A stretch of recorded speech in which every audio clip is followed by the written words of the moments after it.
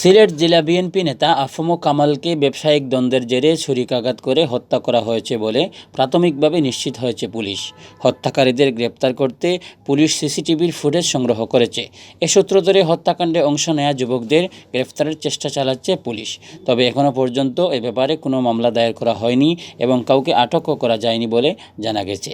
খুন হওয়া কামালের লাশ ময়নাতদন্ত শেষে আজ সোমবার বিকেলে লাশ পরিবারের কাছে হস্তান্তর করা হয়েছে। রাত ৮টায় তার দাফন সম্পন্ন হবে।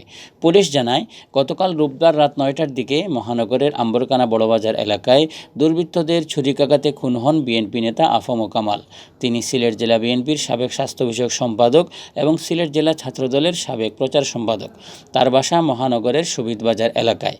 এদিকে বিএনপি নেতা কামাল হত্যার প্রতিবাদে রাত ১১টার দিকে Sylhet MAG Usmani medical college হাসপাতাল এলাকা থেকে লাঠিসোঁটা নিয়ে বিক্ষোভ মিছিল বের করেন বিএনপি ও অঙ্গ সংগঠনের নেতাকর্মীরা। মিছিল থেকে সিলেট জেলা ও সিলেট মহানগর আওয়ামী লীগের প্রতিনিধি সভা উপলক্ষে মহানগরের বিভিন্ন স্থানে নির্মিত তোরণ ও ব্যানার ফেস্টুন ভাঙচুর করা হয়। বঙ্গবন্ধু ও শেখ হাসিনার ছবি ভাঙচুরের প্রতিবাদে তাৎক্ষণিক বিক্ষোভ মিছিল করেন আওয়ামী লীগ অঙ্গ সহযোগী সংগঠনের নেতাকর্মীরা। এ সময় ছাত্রলীগের নেতাকর্মীরা ছাত্রদলকে ধাওয়া দেন। দুপক্ষের মাঝে বেশ কয়েকবার দাওয়া পাল্টা দেওয়ার ঘটনা ঘটে। এছাড়াও এ সময় কয়েকটি দোকানের শাটার ও একটি প্রাইভেট কার ভাঙচুর করা হয়। আগুন দিয়ে পোড়ানো হয় একটি মোটরসাইকেলও। খবর পেয়ে কোতোয়ালি থানার একদল পুলিশ ঘটনাস্থলে পৌঁছে পরিস্থিতি নিয়ন্ত্রণ করে।